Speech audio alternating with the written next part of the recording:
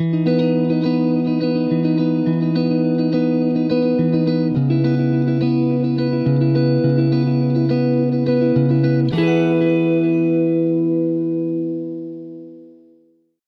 beautiful creatures of the world, and welcome back to Coffee with Kerri-Lynn. It is a beautiful day here in the far north of Maine, underneath my meditation and wellness tent, in my backyard secret garden, up along the Canadian border, in the crown of Maine. I hope everyone is having a nice, warm, sunny summer day. Wherever you may be, I hope you're having a day filled with fabulosity and good coffee, because everybody deserves good coffee throughout the day. Ladies and gentlemen, guys and ghouls, we're going to be talking about the Conjuring House today. Brian Dansereau put up a new video on his Facebook page a few days ago, and I want everybody to go to Brian Dansereau's Facebook page and watch that video. I don't use other people's content. It's just a thing. I just had a thing about it when I first started YouTube, and now it's become a trend where personalities on YouTube pull shenanigans on YouTube, and other YouTube content creators take those shenanigans and fair use, but now those personalities don't want the ugly side of what they've done on YouTube, because there's two sides to every story, and they don't like things that are being spoken about, and now they want to sue content creators who are not doing them the service they feel they're entitled to. So I try not to use other people's content. So please go on over to Brian Dansereau's Facebook page. I am going to try, I'm an old lady and things don't always work out for me. I'm going to try to link Brian's Facebook page and his GoFundMe page in the description box below. Ladies and gentlemen, guys and ghouls, I have a very small audience here on YouTube. I have about 300 subscribers, and I got a fair amount of subscribers because of my coverage of the Conjuring House drama. I'm not monetized. I'm not looking to get monetized. I have a business that I run, and it monetizes these shenanigans here on this channel. To me, monetization just means that I'm watching one of my cats. I'm so sorry. Distracted. Getting in my garden and just tearing stuff up. Monetization to me means that when you say something the platform doesn't like, they take your paycheck away. So while eventually in years to come I will be monetized here, I'm still going to not shut my big mouth, and I'm going to talk about what I want to talk about, how I want to talk about it, because I monetize myself with my small fiber business that I run, and this is never going to be my paycheck. So I'm not good with authority. I'm not good with bending the knee, and that's just kind of how it's always been since anybody in my family can remember. So that's that, and I want everybody to go to Brian's Facebook page. I want you to follow his page and follow his story. While I have a limited subscribership here, all the likes, all the dislikes, all the comments in the comment section below, guys and ghouls, it boosts these videos in the algorithm to get the story out for the victims of Jaquline Nunez. And it is important that this story is told. And like I said, I have a very limited subscribership, but I have thousands of views on these videos. So these videos are reaching a lot of people, and the more people that know about what is happening. It's the case of an employer really putting her former employees through the ringer, mentally, emotionally, financially, threatening them. And the story's got to be told, because the Conjuring House is a very famous paranormal investigation site, and you can't do what Jaquline Nunez is doing to people. It's not right morally, it's not right legally, and everybody should have their story told. And if that makes Jaquline Nunez look like an evil person, then she should have done better, right? So let's tell Brian's story. Who is Brian Dansereau? Brian Dansereau is a former paramedic. He was a paramedic for over 30 years. And he agreed to become the vice president of the Conjuring House. He negotiated a specific employment contract with Jaquline Nunez, owner of the Conjuring House, as she bills herself. And he needed certain things in place in order to become a full-time employee at the Conjuring House, such as he needed health care because he has a pre-existing heart condition. So he needed proper health care. She said she would provide it. He needed a certain wage. She said she would provide it. And he needed her to, do things the right way. He needed her to take out the taxes. He needed her to pay the unemployment insurances. He needed her to follow through with all the legalities on her end, and she did not. Instead, she fired him. She fired him because she owed him $9,000 in the ghost of John Arnold. Said he was stealing from the gift shop and that he stole $3,000. And that is when he really found out what a bad predicament he was in, because when she didn't give him the health insurance that he needs, he had to go back to his former employer and get a COBRA plan set up. And Jaquline said, I'll pay for the COBRA plan. Because there's always pitfalls with Jaquline. And then she never paid for the COBRA plan. And she took all of his pertinent information to employ him. Got a little app, stuck it all in there, and he was supposed to get a paycheck. And when it was time for the paycheck, Jaquline conveniently had somebody hack her phone and just steal Brian Dansereau's information from her phone, from her app that was supposed to produce him a paycheck the complete legal way. And she had to cut him a check. And then he was stuck with the nonsense of taxes and so on and so forth for him to deal with. And it's absolutely crazy what she did to him. And it's horrifying what he subsequently has had to endure from Jaquline Nunez, as has everyone involved in this situation. Remember, you and I found out about this when Jason gave the former employees that resigned back in May a platform to tell the world what was happening to them.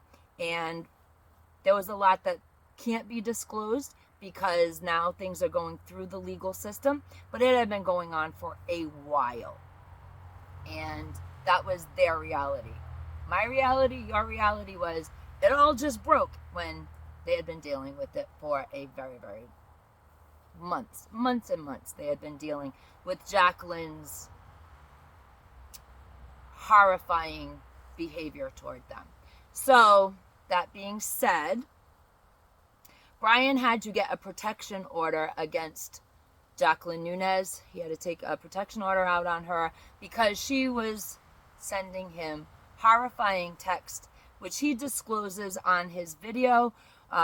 Text that they're all receiving them, and they can't show them to neither you nor me, the general public, because they are just that bad. And in one of the texts, Jaquline suggests that Brian would be dead within 3 months. And in another text, Jaquline told Brian that she would make sure his life was destroyed. Since Brian put the protection order out on Jaquline, he has not heard from Jaquline through text anymore. Which tells me, ladies and gentlemen, guys and ghouls, that Jaquline has faculties. She's not possessed by the house. I've said this right from the beginning. It was a book deal. It was a movie deal. She had a failing business. She was trying to get relevant again. Any PR is good PR. She's not possessed by the house. So you people that are still at that, stop it. Just stop it. You're making fools of yourself. Just stop it. This thing got out of hand. It went sideways on her. She made sure, she was an employer that made sure she had control of her employees. But then, suddenly, she did not. And that's when it really skewed way left for her, and has become a train wreck ever since. But she understands, doesn't she? She is being told by a court order protection to stop texting Brian Dansereau this nonsense, and she stopped texting him. So, ladies and gentlemen, she has not lost her faculties to the home. The home is not possessing her. Spirits are not possessing her. She's crazy like a fox. Mark my words. This is a story. It's a story about greed. It's a story about vanity. It's a story about pride. It's a story about the search for fame and fortune. Jaquline Nunez bought the Conjuring House in a very dirty, underhanded way. Go watch my other videos. She basically put a lien against the house, so Corey and Jen Heinzen had to sell her the house. She did bad business from the beginning, and she's never done good business since the beginning. And that's just the long and short of it. The business did not do what Jaquline thought it was going to do. So she took it out on her employees. And I think she had a plan in the beginning that she was going to cash in on a little bit of that Conjuring movie franchise in some way, shape, or form, but didn't quite work for her. And now she's in a whole bunch of legal poopy, and as it should be, as it absolutely should be. So she has faculties enough to understand that the court said you cannot be texting Brian Dansereau. Now, she has not understood that with some of the other people because they have fame and fortune that she's pandering after. And she has a mite bit of an obsession with a very famous paranormal investigator. And the more she beefs with him, the more she stays in the limelight.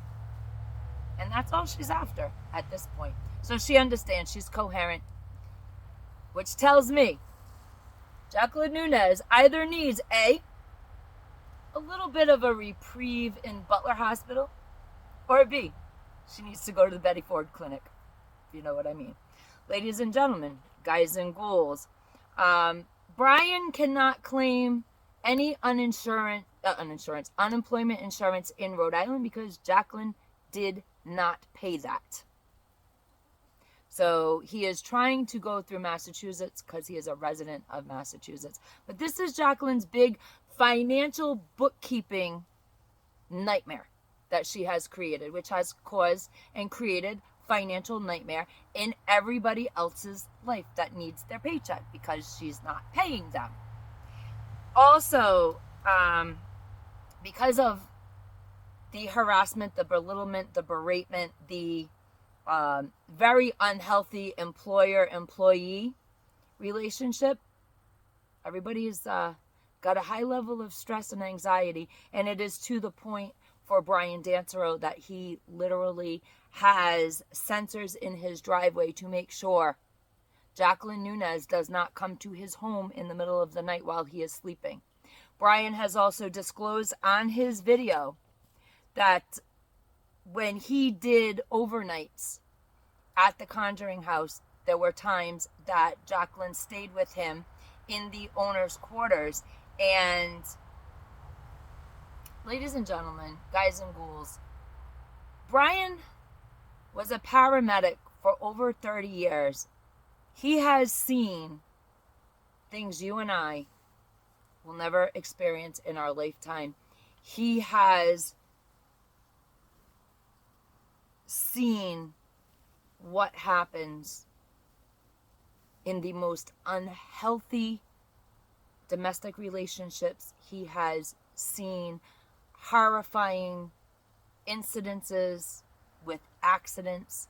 He has delivered babies during his career, and he knows firsthand what happens when people hear voices in their heads. And he has dealt with the aftermath of people who act on those voices in their heads. And Brian said on his video, he was afraid to share the owner's quarters with Jaquline Nunez on the week that he spent once a month at the Conjuring House when she stayed with him, he would not sleep. Every time she made a move, he was up. And he's seasoned at dealing with inhuman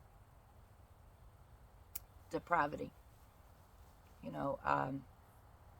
Paramedics, they go into, first responders, they go into situations that are absolutely unimaginable to you and to me. So they're the first ones there on the scene.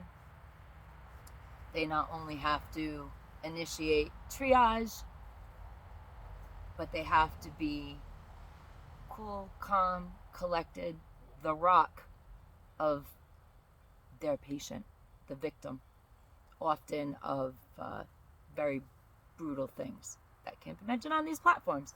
So he's no stranger to dealing with certain situations, let us just say.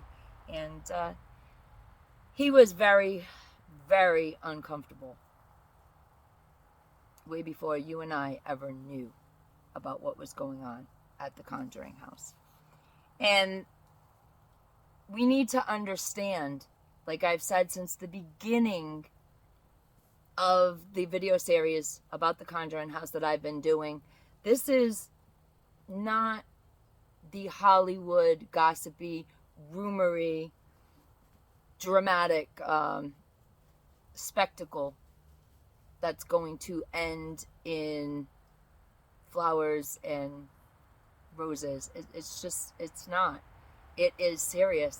People's lives have been affected. She has, in essence, followed through on her threats to destroy people and their lives. She's not stable. She's not stable. She needs a Reston Butler, or she needs to go to Betty Ford Clinic, if you know what I mean.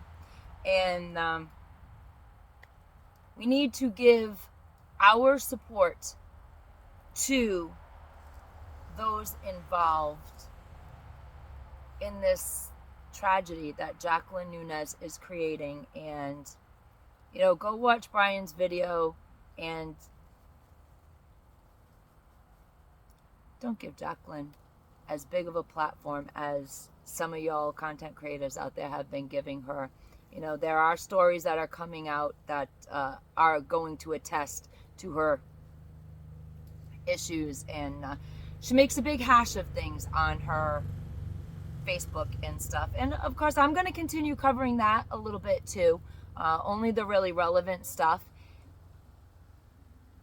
But all of the former employees of the Conjuring House really do need the attention of the content creators on this platform. So I'm hoping that more people reach out to those involved in this story, and we remember that while the Conjuring House gives us likes, it gives us subscribers, it gives us comments in the comment section below, it also gives us a way to help people, such as passing along all of Brian Dansereau's GoFundMe information to the general public. And ladies and gentlemen, beautiful creatures of the world, be the kindness that you want to see in the world. Don't be Jaquline Nunez. Carpe Diem, because nobody promised you a tomorrow.